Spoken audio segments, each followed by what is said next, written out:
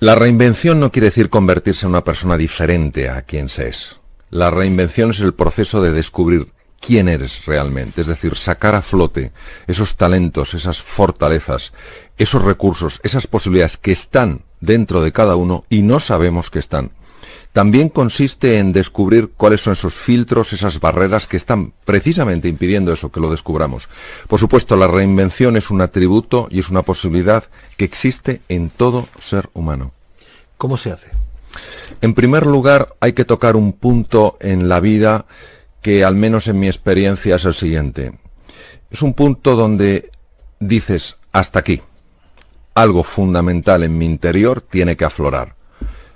Otras veces, sin embargo, no es necesario tocar fondo, sino sencillamente sentir la inspiración, bien por una conversación, bien a través de la propia reflexión, bien a través de una lectura, la inspiración de que nosotros podemos acceder a espacios de salud, de vitalidad, de sensación de seguridad, de confianza, que normalmente no nos parecían posibles.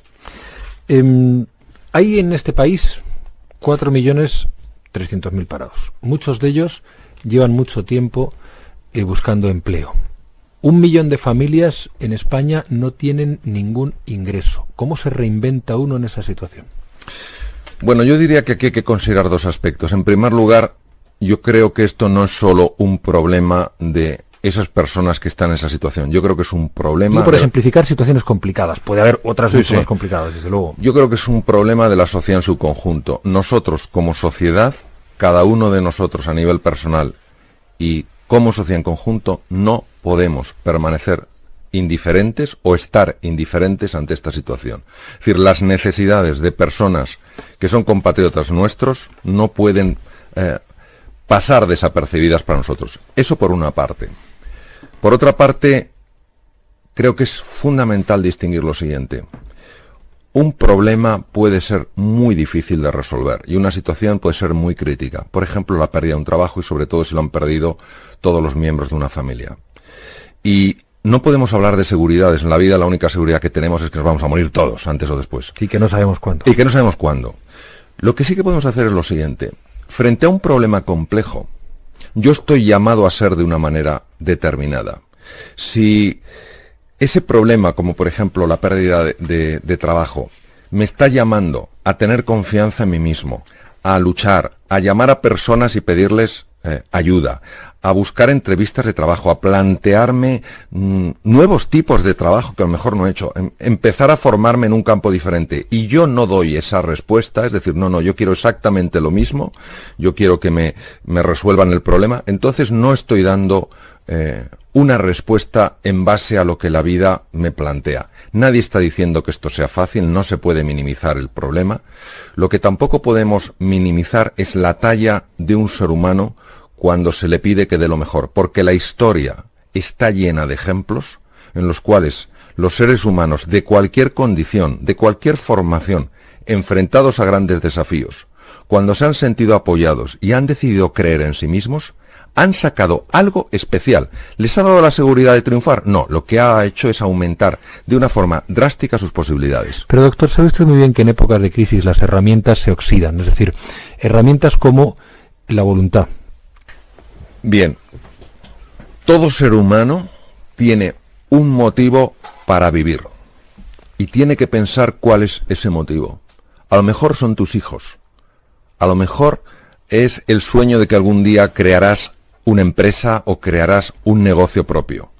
A lo mejor es el sueño de que un día sentirás que tu vida tiene significado. Ese es el momento donde tienes que agarrarte especialmente a tu sueño. Y es el momento en el que hay que ser especialmente cuidadoso en cómo revisas tu pasado.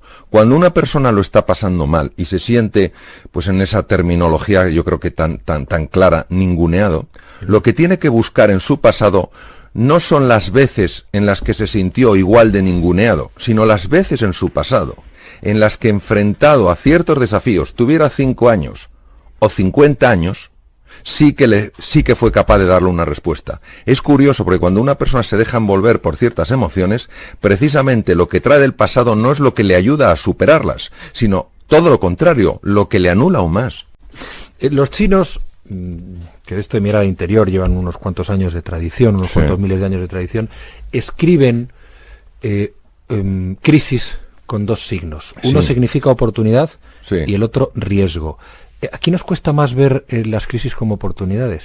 Sí, es la unión del vu y el vei, que son efectivamente el peligro y la oportunidad. Nos cuesta más por una razón. La función principal del cerebro es ayudarnos a sobrevivir. Esa es su función principal. Y el dolor está asociado a la pérdida de vida. Entonces, tenemos una cierta tendencia a fijarnos más en lo que nos falta que en lo que tenemos. En lo que no somos que en lo que somos. En lo que está mal que en lo que está bien. Los orientales hicieron un trabajo muy profundo de investigación que se inició hace miles de años y se dieron cuenta que esta tendencia existe y es reversible. Es decir, nosotros a través del trabajo interior, del entrenamiento en la atención, podemos fijarnos en cosas que sí están funcionando en nuestra vida, cosas que sí son positivas, posibilidades que hay, y esto cambia el tono emocional, esto cambia el estado de ánimo, y cuando cambia el estado de ánimo cambia la forma en la que nos percibimos a nosotros mismos y cambia la forma en la que percibimos las cosas, y al cambiar esa percepción la relación que establecemos es completamente diferente. Usted ha dicho y ha escrito que el cerebro humano está perfectamente dotado para hacer frente a la incertidumbre. Cuando dice eso, ¿se refiere a un fenómeno psíquico o a pura física? Bueno, estos son dos fenómenos que sí se pueden distinguir, pero no se pueden separar. Es decir, el pensamiento abstracto, la capacidad de abstracción del ser humano, tiene un sustento físico, pero no es lo mismo. Por eso podemos distinguirlos, pero no los podemos separar porque están tremendamente integrados. El cerebro humano está absolutamente capacitado para hacernos sobrevivir ante la incertidumbre por lo siguiente. Se ha podido ver, a través de técnicas de neuroimagen muy sofisticadas, que cuando una persona entra en un terreno nuevo, en un terreno incierto, en un terreno desconocido, siempre que no perciba peligro físico, hay cambios en su física cerebral. Por ejemplo, hay un aumento en el riego sanguíneo de partes del cerebro esenciales para analizar con hondura, para tomar decisiones que tengan en cuenta el largo plazo, para ser creativos y para aprender. Hay un aumento en el número de neuronas de una estructura llamada hipocampo que nos ayuda a aprender, a estar más tranquilos y a estar más confiados. Es decir, estamos capacitados. Pero ¿qué es lo que nos pasa? Que muchas veces, ante una crisis, ante un terreno incierto, nos sentimos en peligro físico o mental. Y eso bloquea estos mecanismos de adaptación y pone en marcha unos totalmente diferentes que se llaman mecanismos de supervivencia. Y que son fantásticos cuando tenemos delante un tigre de Bengala. Pero no son nada útiles, nada eficaces cuando lo que se trata no es de correr, de atacar o de bloquearme, sino de adaptarme. ¿Y eso se puede controlar, se puede regular? Sí, la base para regular eso es dónde lleva uno la atención. Por eso tiene tanta sabiduría ese signo, ese anagrama Bouvey. Porque si ante una crisis, yo en lugar de estar envolviéndome a mí mismo o creando conversaciones con otras personas de qué mal está todo, aquí no hay salida, cuál va a ser el siguiente desastre, ejercito mi libertad para llevar mi atención a qué puede haber de positivo en esta situación, qué puede haber de valioso que no estoy viendo, qué podemos hacer juntos, de qué manera nos podemos ayudar. Se sabe perfectamente que cuando yo llevo la atención a otro sitio, el cerebro empieza a responder a esa atención, porque para el cerebro aquello donde yo pongo mi atención se hace más real. Si yo mi atención la pongo en lo que está mal, para mi cerebro la sensación es que todo estará mal. Si mi atención la pongo donde está la oportunidad, la sensación es que hay oportunidad, con lo cual cambia mi estado de ánimo, cambia mi percepción y tengo más opciones de resolver.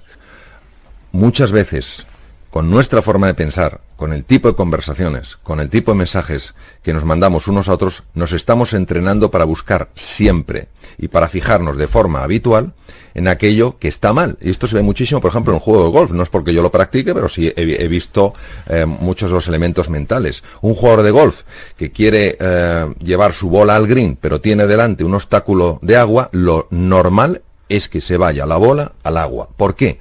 Porque no está jugando a ganar, está jugando a no perder. Y ese jugar a no perder es lo que lleva la bola al agua. Por eso siempre hay que fijarse en lo que uno quiere, no en evitar lo que uno teme. Usted dice que el triunfo en la vida depende un 20% del talento que uno tiene y un 80% de las ganas. Totalmente. Lo que el corazón quiere sentir, la mente se lo muestra. El cambio, al menos en mi experiencia, no es asunto ni de títulos académicos, ni de cociente intelectual, sino de ganas, de hambre por salir adelante. ¿Es lo mismo aceptar las cosas que resignarse? Son dos conceptos completamente diferentes, con impactos muy distintos a nivel cerebral. La resignación es asumir que soy alguien impotente frente a una situación. La aceptación es asumir que tengo una situación que tal vez no pueda cambiar, pero que sí hay algo que puedo cambiar utilizando mi libertad, que es cómo yo respondo a esa situación. ¿De qué manera me acerco a esa situación? Si me acerco abrazándola como el desafío que tengo y preguntándome, esto es lo que hay, me han diagnosticado esta enfermedad y es seria. ¿Qué voy a hacer a partir de ahora? ¿Vivir resignado o pensar qué puedo hacer para luchar contra esta enfermedad, para seguir teniendo ilusión? Este espacio donde aflora la capacidad de libertad del ser humano tiene un tremendo impacto incluso a nivel físico. ¿Eso podríamos llamarlo colaborar con lo inevitable? El emperador Marco Aurelio, uno de los grandes sabios de la antigüedad, decía: la sabiduría es el arte de aceptar aquello que no puede ser cambiado, de cambiar aquello que sí puede ser cambiado y sobre todo de conocer la diferencia. Usted ha dicho también que tenemos que centrarnos más en lo que queremos que en lo que tenemos. Enfocarnos más en lo que queremos que en lo que tememos, porque, como comenté anteriormente, la atención es el flujo fundamental de información para el cerebro humano. Cuando yo me posiciono en lo que quiero, surge la ilusión, surge el entusiasmo, surge la pasión, y eso cambia mi estado de ánimo y mis posibilidades en la vida. Cuando yo me centro en evitar lo que temo, abro de par en par una puerta en mi corazón al miedo. Y cuando el miedo se apodera de mí, desde luego los talentos no florecen, no afloran. Entonces, dos ideas. La primera es que todo ser humano es capaz de crear una gran diferencia, pero nunca la creará si se siente demasiado pequeño para crear esa diferencia. Y por otra parte, todos somos corresponsables de la realidad. Hay veces que decimos, es que la gente tal, es que el sistema. No, no. Yo soy gente y yo soy parte del sistema. No puedo salirme y convertirme en el juez de algo de lo que soy parte. Entonces, si quiero dejar de ser parte del problema, tengo que empezar a ser parte de la solución. Y no se es parte de la solución culpando y criticando, sino aportando soluciones que generen valor. Dice usted que gran parte del sufrimiento es optativo. El dolor es consustancial a la naturaleza humana. Es normal, es humano, es inevitable experimentar dolor ante una pérdida. Desde una pérdida pequeña de un objeto hasta una pérdida tremenda de un ser querido. ¿Qué es el sufrimiento? El sufrimiento es la historia que yo me cuento alrededor de ese dolor. Por ejemplo, si una persona pierde un ser querido y experimenta el dolor y el proceso de duelo, y se pasa el resto de su vida con un diálogo interior: mi vida ya no tiene sentido sin esta persona, nunca más volveré a levantar la cabeza, ese sufrimiento que se extiende a lo largo del tiempo es una consecuencia directa de la forma en la que esta persona está creando una historia alrededor de lo que le ha pasado. No siempre esa percepción es clara. Efectivamente, hay momentos en los que el ser humano experimenta tal grado de dolor, incluso tal grado de sufrimiento ante un evento, que al menos en mi experiencia esa persona no puede salir sola sin ayuda. Y aquí es donde es fundamental que haya una agudeza sensorial por parte de las personas que están alrededor, sencillamente para estar cerca de esa persona y que vea con claridad que quieren compartir destino. Compartir destino es: tus necesidades las hago mías. Hay que tener mucho cuidado con un concepto que comento, que es el de cumplimiento, que es cumplimiento. Es decir, te pregunto, ¿cómo estás? ¿Necesitas algo? Y cuando la persona me dice, no necesito nada, vale, estupendo, ya está, ya he cumplido. Eso no es, porque una persona que se siente mal en este sentido, se siente pequeña, se siente avergonzada, se puede incluso sentir culpable. Y la tendencia natural es al aislamiento. A nadie le gusta manifestar estas emociones. Por eso hay que tener esta agudeza sensorial, hay que acercarse con tremenda sensibilidad y hay que mostrar que sí hay voluntad real de compartir destino, es decir, que no estamos en una fase de cumplimiento. Y eso se nota. Y cuando alguien que se siente nada, se ve rodeado por seres humanos que le están diciendo, eres todo, en mi experiencia, sí, se abre la posibilidad de un cambio profundo. ¿Hay personas negativas? ¿Debemos huir de ellas? Distinguiría dos perfiles. Hay un perfil de personas que porque lo están pasando muy mal, pues ven las cosas desde el prisma de la tristeza, desde el prisma de la impotencia y la desesperanza. Para mí, estos seres humanos no son seres negativos, son seres humanos que lo están pasando mal y punto. Hay un grupo de personas, yo he conocido muy pocos en mi vida, aún así les he conocido, que sí entrarían en este perfil de negatividad. Son personas que parece que han hecho un entrenamiento y una especialización a la hora de aplastar y destruir sueños, de eliminar posibilidades. Son personas que obtienen su energía a base de quitárselas a otros seres humanos. Están absolutamente enfrentados con el mundo y con todo, y quieren arrastrar a modo de agujero negro al resto en su entorno. Mi experiencia y mi sugerencia es que hay que alejarse de estas personas. Sienta orgullo por hasta dónde ha llegado y tenga fe en hasta dónde es capaz de llegar. Este es un buen consejo. Sí, primero porque creo que hay una falta tremenda de agradecimiento hacia nosotros mismos por lo que hemos logrado, por lo que hemos trabajado, por lo que hemos luchado. Tenemos una voz en nuestra mente, una voz tremendamente punitiva, increíblemente exigente, que de alguna manera nos lleva a la sensación de que nunca hemos hecho nada suficientemente bien. Ese reconocimiento, ese agradecimiento, esa felicitación a nosotros mismos, creo que no tiene nada que ver con la arrogancia y sí con el sano orgullo. Y por otro lado, creo que hay un elemento que es clave, que es el elemento de la fe. Santo Tomás dijo, nunca creeré hasta que no vea. Y San Agustín de Hipona dijo, nunca verás hasta que no creas. Yo creo que es la diferencia, es decir, la fe es la capacidad de ilusionarte, de soñar, de creer que algo es posible y actuar como los que creen que ese algo es posible. En mi experiencia, desde un punto de vista general, empiezan a manifestarse en tu vida, a lo mejor no las cosas que quieres, pero sí las cosas que necesitas. Al parecer no nos gustan los cambios, no nos gustan los imprevistos, porque no tenemos vocación de explorador, dice usted. Hay una parte del ser humano que sí tiene esa vocación de explorar, pero hay otra parte en nosotros que se resiste de forma manifiesta a todo tipo de cambio. Es a lo que se denomina cosmovisión o representación interna. Son mapas que tenemos en nuestra mente que de alguna manera nos hacen creer que lo que percibimos es lo real. ¿Cuáles mapas? Queremos que lo que nos ha servido para navegar en el pasado nos siga ayudando a navegar en el futuro. Y hay cosas en ese mapa que tienen que ser cambiadas. A esta resistencia al cambio me refiero. Y yo creo que usted habla también de una aventura interior, ¿no? Yo creo que el ser humano no tiene ni idea de quién es. Digamos que hay tres capas en el ser humano. La primera es quiénes somos en realidad. Es el ser en letras mayúsculas. Es nuestra esencia, que es por naturaleza hermosa, bella, capaz, inteligente. Hay una serie de razones que nos llevaría tiempo explicar, por las cuales el hombre, el ser humano, empieza a tener una idea de sí mismo que no se ajusta para nada. Entonces genera una sensación de que no es suficientemente capaz, no es suficientemente bueno, no es suficientemente querible. Eso es la capa que se llama del temo ser, yo temo ser así. Como nadie se manifestaría de una manera fácil mostrando aquello que teme, ha de crear una nueva capa. Esa capa es el pretender ser.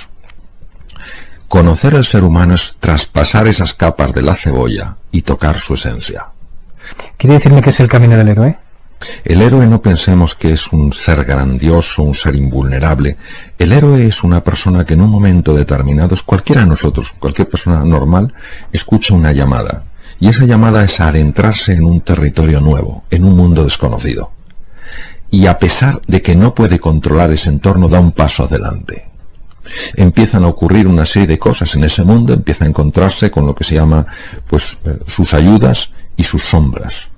Y a través de caminar por ese terreno desconocido, descubre de sí mismo cosas que le ayudan a transformarse, de tal manera que cuando vuelve al mundo del que partió, es un ser que se parece mucho más a quien es en realidad, no a quien creía que era.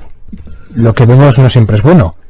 Yo creo que el ser humano ha de observarse a sí mismo no enjuiciándose como bueno o malo, sino intentando comprenderse. Entonces yo quitaría, no quiero decir, por supuesto, que no exista ni una ética ni una moral, por supuesto, en el campo del que estoy hablando yo es el campo de la conciencia. Entonces la conciencia no se amplía juzgándose, la conciencia se amplía observándose con un espíritu de curiosidad y de fascinación, como decía Albert Einstein, abriéndonos la belleza al misterio. No sé si existen recetas, guías, consejos para avanzar por ese camino del héroe. No hablaría tanto como receta, sí hablaría más como guías. La guía para avanzar en el camino del héroe, la primera que yo describiría es la guía de la humildad.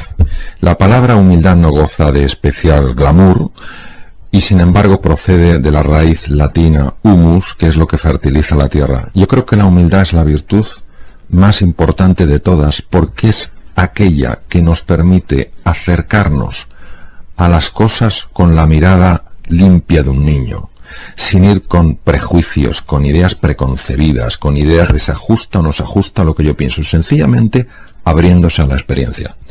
La segunda cualidad creo que es el valor. El valor no quiere decir no tener miedo, el valor quiere decir no dejar que el miedo te paralice en aquellas cosas que son realmente importantes.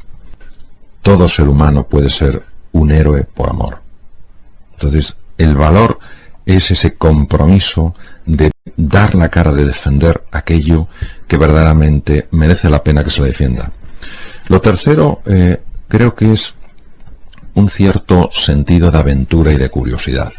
Nuestro nivel de felicidad tiene mucha relación con el nivel de incertidumbre en el que nos podemos introducir y en el que a su vez nos podemos sentir cómodos. Sin esta hambre, sin esta sed por crecer o por evolucionar, creo que es difícil avanzar por el camino del héroe.